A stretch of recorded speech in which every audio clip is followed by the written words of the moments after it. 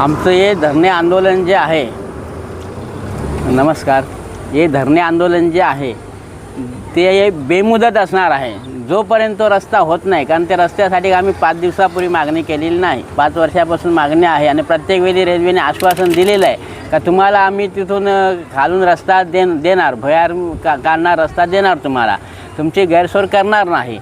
असं असताना प्रत्यक्ष तोंडाने ते आमची म्हणजे पाठ थोपटतात आणि प्रत्यक्षात जसं आपण बोलतो मागे पोटात काय बोलतात, मुंह में चक्कर और पेट में ऐसा कुछ जे बोलतात त्याप्रमाणे ते तोंडाने फार गोड बोलतात, परंतु प्रत्यक्षात आमची दिशाभूल करतात. आणि ते आता आमचा जो आगरी समाज या भागात जवळजवळ आहे सर्व. आता पूर्वी आगरी समाजाबद्दल थोडंसं गैरसमज त्या काही लोकांची असायची का यांना काय ज्ञान नाही, शिक्षण नाही, हे नाही ते नाही. त्याच्यामध्ये मुद्दा मला शिक्षण नाही या अशिक्षितेचा फायदा घेऊन त्या गैरफायदा घ्यायचा प्रयत्न करतायत का.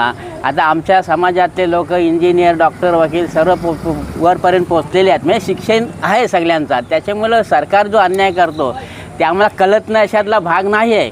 परंतु आता आपला जो लोकशाही आहे, लोकशाहीमध्ये विनाकारण दगाफटका करणं हे आपल्या या भूमिपुत्रांना मान्य नाही. आता कोणी बाहेरची लोक येतात आणि पिस्तुलाच्या जोरावर, काठीच्या जोरावर दमदाटी करून त्यांच्या मागण्या मान्य करत असतील नसतील तो प्रश्न वेगळा आहे. परंतु आम्हाला तसं काही करायचं नाही. आम्हाला आमच्या मागण्या ज्या आहे संविधानाचे याच्याप्रमाणे आम्हाला ते पूर्ण करून सरकारकडून घ्यायचे आहेत आणि सरकारने ते द्याव्यात अशी मला सरकारबद्दल विश्वास वाटतो किंवा मला सरकारने ते करावं असं मी सरकारला आग्रह करतो.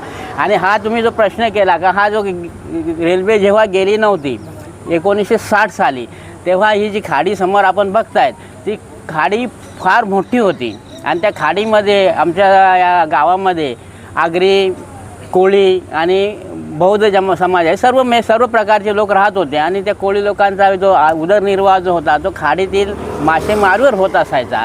आता काही वर्षापूर्वी ते बिल्डर येऊन त्यांनी ते खाडीचा नाला बनवून ठेवला. तो पण एक समजा आमच्या गावातील लोकांवर पोटावर पायच आणल्यासारखं आहे. आणि एवढं करूनसुद्धा आता तिथं सुधारणा झाली. आता बाहेरचे लोक आले, बिल्डिंगे झाल्यानंतर तिथं शाळा, हॉस्पिटल सर्व होणारच. तसं सर्व तिथं झालेलं आहे. म्हणजेच आम्हाला आता तिथं पूर्वी आम्ही माशांसाठी जायचो, शेतीसाठी जायचो. आता आम्हाला समजा आमच्या मुलांचं शिक्षण होण्यासाठी म्हणा किंवा काहीतरी एखाद्याची तब्येत अचानक बिघडली त्याच्यासाठी आम्हाला तिथं जावं लागतं. आणि मग त्याच्यासाठी मग आता तो रस्ता ठेवणं हे योग्यच आहे की अपरिहार्यच आहे. परंतु ते सरकारने तो रस्ता न ठेवता आणि लांबून रस्ते ठेवलेले आहेत जे गैरसोयीचे आहेत. आता हायवेला एखादा 60 वर्षाचा 70 वर्षाचा म्हातारा हायवेवरून जाऊ शकत नाही. हायवे म्हणजे हाय स्पीड. आता हाय स्पीडला किती गाड्या जोरात चालतात हायवेला आपण बघत असतो. तर तो म्हातारा कुठल्या प्रकारे रस्ता तिथं क्रॉस करून जाणार. आणि दुसरा रस्ता आहे तो कधी त्यांची यंत्रणा जी बंद पडली, म्हणजे पाणी काढण्यासाठी यंत्रणा ठेवलेली आहे, ती जर बंद पडली तर तिथं पण पाणी साचतं. म्हणजे भर उन्हाळ्यातसुद्धा तिथून जायची गैरसोय होऊन जाते. मग तो जो काय प्रॉब्लेम असेल तो सॉल्व्ह होईपर्यंत म्हणजे 2-3 तास तो रस्ता आपोआप बंदच होऊन जातो उन्हाळा असूनसुद्धा. तर एवढ्या सर्व गैरसोयी आहेत. आणि त्या गैरसोयीपासून वाचवण्यासाठी किंवा टाळण्यासाठी आम्ही आमच्या पुढच्या पिढीला त्याचा काहीतरी चांगला बेनिफिट मिळावा त्याच्यासाठी हा सर्व उपोषणाचा मार्ग आहे. आणि याच्यातून सरकारला जर जाग आली नाही तर आम्ही आमचे बरेचसे ते बोलले सुरुवातीला का आम्ही रेल्वे रोको करणार. आणि या भागात जवळजवळ 50,000च्या वरती वस्ती आहे. आणि तेवढी सर्व लोक जर रेल्वे रुळावर येऊन थांबली तर आता ते सरकार काय त्याच्यावर निर्णय घेईल तो सरकारने घ्यावा आणि आमचं हे मान्य करावं हा तर आमचा प्रश्न आहेच. धन्यवाद. जय हिंद, जय महाराष्ट्र. संघर्ष समितीचा आता जो आपण आम्हाला प्रश्न जो केलात हा प्रश्न जर आपण प्रशासनाला केला तर फार उत्तम होईल. कारण जो 60 वर्षाचा जो रस्ता आहे आणि आता आपण पाठीमागे पाहिलात तर तेही दाखवा जे 4 डेपो आहे जे ज्यांना पत्रव्यवहार आज 5 वर्ष करतात आणि जो 60 वर्ष जो रहदारीचा रस्ता जो चालू असलेला आजपर्यंत आपण ऐकला असाल का लोकांची गैरसोय टाळण्यासाठी लोकांची सोयी केल्या जातात. पण आमच्या ज्या असलेला सोयीचा रस्ता त्याचा बंद करून तो गैरसोय केला आणि 1.5 किलोमीटर आम्हाला जावं लागतो, 1.5 किलोमीटर यायला लागतो. आणि या 27 गावामध्ये जो 27 गावातनं प्रत्येक वेळा कुठलाही प्रशासन असो त्या प्रशासनाला या 27 गावाच्या सर्व जनतेने आणि गावकऱ्यांनी मदतच केलेली आहे. आणि त्यांच्यावरती पुन्हा हे जे अन्याय करतात. आज आम्ही 42 वर्ष संघर्ष करून आज 60 वर्षाचा रस्ता पुन्हा आमचा बंद केला गेला.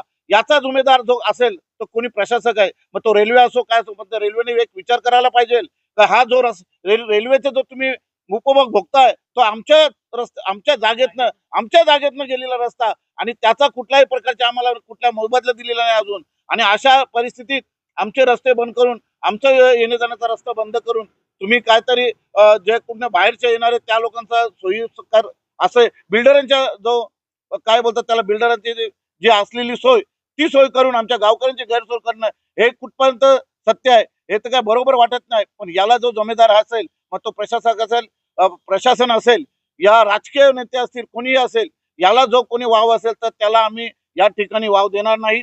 आणि याचा जर जो काय उद्रेक झाला आताच माझ्या मायबाऊलींनी सांगितला तर हे कोणीही याचा राज्यकर्त्यांनी याचा दखल घ्यावी. त्याचं कारण असं आहे, जर दखल घेतली नाही तर ज्या वेळेस रस्ता रोको आंदोलन किंवा रेल्वे रोको आंदोलन होईल आणि त्याचा जो परिणाम होतील त्याचा जुमेदार आपण प्रशासक आणि राजकीय कार्यकर्ते असतील.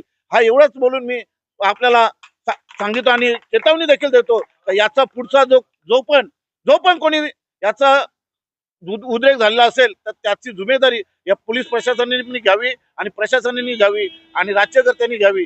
आणि याचा जुमेदार आपणच असाल, आमची कुठलीही लोकसंख्या नसेल. एवढं बोलून मी थांबतो. जय हिंद, जय महाराष्ट्र.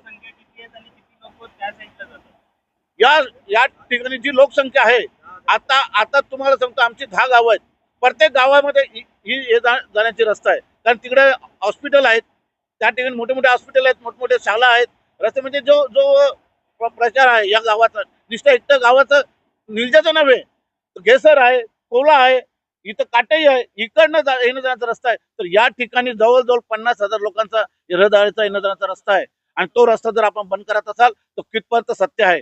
आणि ते जो 60 वर्षाचा रस्ता असलेला तो बंद करता हे बरोबर नाही. ही शेवटची चेतावणी असेल. आणि आमच्या संघर्ष समिती 27 गावचा उपाध्यक्ष या नात्याने सांगतो आपल्याला तर याचा या गावांसाठी 27 गावांसाठी जो लागणारा म्हणजे आम्ही पाठबळ असेल, मनुष्यबळ असेल, तो आम्ही उभे तो करू आणि रेल रोको करू. एवढं बोलतो आणि थांबतो. जय हिंद, जय महाराष्ट्र. पाटील, हे जे आमचं आंदोलन सुरू आहे हे आजचं नाही, गेले 5-6 वर्षापासूनचं आहे. आम्ही सतत पत्रव्यवहार, बैठका असा एक दिवस असा कळत याच्या आंदोलनाच्या मागे ना आम्ही सगळं चालू आहे, तरी पण आम्हाला यश येत नाही. बरेच वेळा आमची इथं फसवणूक झालेली आहे. आणि तुम्हाला माझ्या सहकार्याने सगळे पार्श्वभूमी सांगितली असेल आमची कशी गैरसोय होते. बघा तिकडे काय लोक मागे कॅमेरा फिरून बघा, आतून लोक डोक्यावर बोजा घेऊन 4 रेल्वे ट्रॅक क्रॉस करून येतात. हा जीवघेणा प्रवास आमचा कधी थांबणार आहे. आणि याला पूर्ण जबाबदार रेल्वे प्रशासन आहे. कारण ज्यावेळी इथे रेल्वे गेली, मूळची कोकण रेल्वे, त्यावेळेला आमचा जुना एक रहदारीचा रस्ता होता. त्या अनुषंगाने त्यावेळच्या सुज्ञ अभियंत्याने त्यावेळच्या आम्हाला इथे रेल्वे फाटक दिला. आणि तो फाटक गेले 60 वर्ष चालू आहे, त्याचा वापर व्यवस्थित आहे. आणि आत्ता तर असं झालं आमची पूर्ण दळणवळण तिकडं साहेब आहेत पूर्ण. जर त्या साईडला आम्ही गेलो नाही तर आमचा दिवस उजाडणार नाही. म्हणजे आमच्या शाळेचे नर्सरीपासून अगदी तर महाविद्यालयीनपर्यंत शिक्षण, मार्केटमॅन, हॉस्पिटल सगळं तिकडंच आहे आमचं. तर ही आमची गैरसोय पूर्ण झालेली आहे.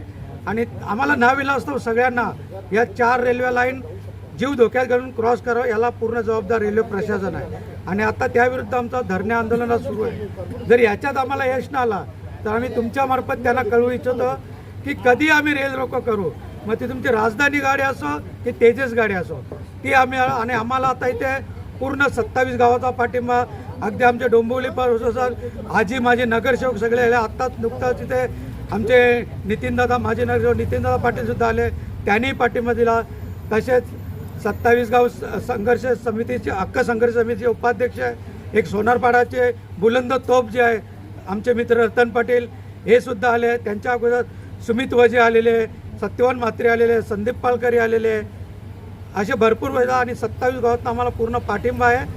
जर रेल्वेने आम्हाला आता सकारात्मक जर आमच्या कारवाई केली नाही तर आम्ही कधीही या येत्या 4-5 दिवसात कधी रेल रोको आंदोलन करू. वर्षापासून हा गेट असलेला जवळजवळ 1.5 वर्षापासून बंद केलेला आहे.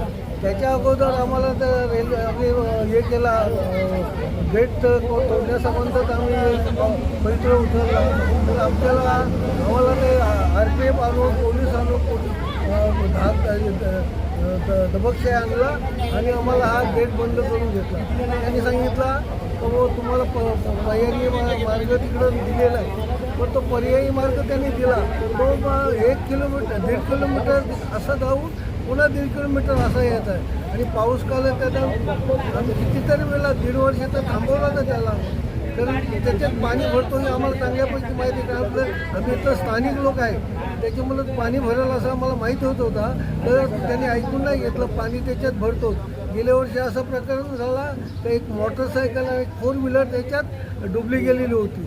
तर आता हे 1.5 किलोमीटर लहान मुलं दुसरीला आहेत, पहिली 4थीला आहेत, 5वीला 10वीपर्यंत त्या बाजूला शाळा आहे. जवळजवळ 10 किलोचा 5 किलोचा 7 किलोचा असा दप्तर घेऊन लहान मुलं कशी त्या बाजूला ना वयोवृद्ध माणसा असं आम्हाला जवळजवळ 1 घंटा लागतो. आणि असं आम्ही 5 मिनिटात जाऊ शकतो. तर ती मुलं 1.5 किलो 5 किलोचं दप्तर घेऊन तिकडे कशी जातात. तर त्याच्यामुळं रेल्वेने हा आमचा जर हे लक्षात नाही घेतला, जवळजवळ 2 वर्षापासून आमचा संघर्ष आहे. पत्रव्यवहार DRMच्या बरोबर काहीतरी 20 ते 25 पत्रक आहेत आमच्याकडं याच्या DRMच्या मीटिंगचे. खासदारांच्या साहेब आमदारांच्या साहेबांसोबत मिटिंग झाली, तरीसुद्धा आमच्यावर कान लक्ष देत नाही. जर आता आमच्यावर लक्ष नाही दिला आणि आमच्या आजच्या 4 वाजता मिटिंग आहे, त्याच्यात जर हे नाही झाला तर आम्ही रेल रोको करणार, हे बाकी नक्की. होती असताना माझ्याच घरातल्या 2 मुली अशा पडल्या. ते 5 वर्षापासून ते काम चालू आहे आणि ते लोखंडाचे रोड रस्त्यामध्ये त्यांनी कामगारांनी ठेवले आणि त्याच्यामुळे दोन्ही मुली अशा पडल्या का त्यांच्या पायाला भरपूर लागले. पेपरला जाणार कशाचा, त्या नंगत त्या 10वीची परीक्षा द्यायला गेल्या, अक्षरशः रडत होते त्या. त्याच्यामुळं खूप अशी त्या 2 मुलींना अशी बहुतेक लोक त्या रोड म्हणून रस्ता खोदल्यामुळं पडले आहेत. त्याच्यामुळे जो लवकरात लवकर आम्हाला काहीतरी रस्त्याची सोय करून द्या तुम्ही. सगळं समोर बसले ज्येष्ठ वरिष्ठ यांना माझा नमस्कार आणि बंधू भगिनी. आज आम्ही 3रा दिवस आमच्या आंदोलनाचा. बरीच लोक म्हणजे बोलून गेली, पण प्रशासन काही लक्षच नाही देत. आता आमच्या घरात 6 मुलं आहेत, आमच्या 2 जावयांची. बाबा आमचे रोज कुठे कीर्तनाला गेले तरी त्याला पोऱ्याला न्यायला शाळेत सोडायला त्या वेळेवर येतात. कुठनं जायला लागतं तर इकडनं. आज आम्ही सकाळी पण आमची एवढी गडबड होते साहेब की सकाळी त्यांना डब्बा बनायचं, त्यांचं केस विंचरायचं, तसंच त्यांनी शाळेत गेटवर सोडायला यायचं. म्हणजे बाय चान्स मध्ये जर गाडी आली दोन्ही साईडनं तर आम्ही याला जबाबदार कोण आहे? प्रशासनच आहे ना. मग त्याकरता तुम्ही लवकरात आमची ही तक्रार नोंदवा, म्हणजे का आम्हाला लवकरात लवकर रस्ता झाला पाहिजे. आज 6 मुलांना शाळेत सकाळी सोडायला घ्यायला, परत ट्युशनला 4 वाजता सोडायला घ्यायला, याच्यासाठी आम्ही किती म्हणजे त्रास. तर इकडनं जाणं आम्हाला एवढे सोयीस्कर नाही आहे, पण इथनं जवळ आहे. रात्री काय झालं तर लेडीजला जाणं, तिकडनं आमचे सर्व बाजारपेठ आहेत, दवाखाने आहेत, आम्ही जाऊ शकतो इकडनं. पण इकडनं कशी जाणार? 1 किलोमीटरचा तो शाळे बाजारपेठ आमचे तेवढे लांबच आहेत. आज कामगार आमच्या रोज कामावर जातात, मुलांना शाळेत न्यायला राहतील का आमचं पोट भरतील का त्यांना घ्यायला राहतील? तुम्हीच बोला आता याच्यावर. म्हणजे याकरता सरकारने याच्यावर म्हणजे काहीतरी लवकरात लवकर हे काढायला पाहिजे. आम्हाला रस्ता सोयीस्कर करायला पाहिजे, नाहीतर आम्ही रेल रोको आंदोलन करू. एवढीच माझी विनंती आहे. आम्ही जॉईंट फॅमिली आहे, कसं स्वयंपाक करायचं का मुलांना वेळेवर शाळेत न्यायला आलं पाहिजे ना. आज समाजात आपण बघतो फिरतो कशी मुलींची चालल्या ना. मग त्याकरता त्या थांबवण्यात नाही तर ते जर तसं प्रकरण होण्याच्या आधी तुम्ही हा रस्ता लवकरात लवकर करा. आज मुलींची आपल्याला माहित आहे ते सांगायला नकोच. याला जबाबदार कोण असेल तर प्रशासन. अशी जर वेळ आली तर. धन्यवाद.